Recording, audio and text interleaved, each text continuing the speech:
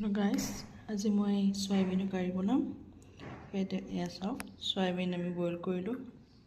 ইয়াৰ পিছত আমি কাৰিৰ বাবে এটা পেষ্ট কৰিম, যোনটো বিলাহী আমি ইউজ কৰিম, তাৰ লগত পিঁয়াজ নহৰু আৰু আপুনি পাৰিলে বাদামো ইউজ কৰিব পাৰে।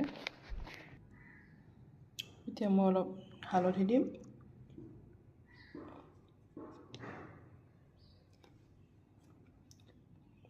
ইয়াৰ পিছত চিলি পাউডাৰ, আপোনাৰ ইচ্ছামতে আপুনি বেছি লাগিলে বেছি দিব পাৰে। তাৰপিছত আমি গৰম মছলা দিওঁ অলপ, গৰম মছলা পেকেট। তাৰপিছত আপুনি জিৰা ধনিয়া দিব পাৰে।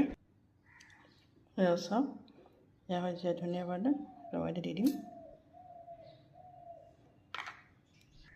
অকণমান মেগী মছলা বেছিকৈ দিছোঁ, অকণমান টেষ্টটো বেলেগ কৰিবলৈ।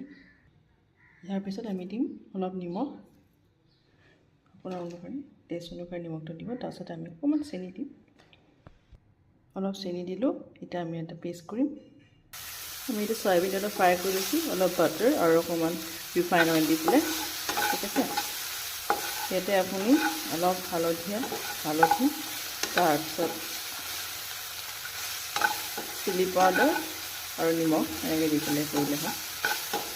যেতিয়া এইটো ফ্ৰাই হৈ যাব ন, গল্ডেন ব্ৰাউন হৈ যাব, তেতিয়া আপুনি সেই যোনটো কাৰিটো আছিলে, কাৰি যিটো পেষ্ট, কাৰি পেষ্টটো ঢালি দিব পাৰিব, ঠিক আছে। তেনেকৈ ষ্টাইলত কৰিছোঁ, আপোনালোকে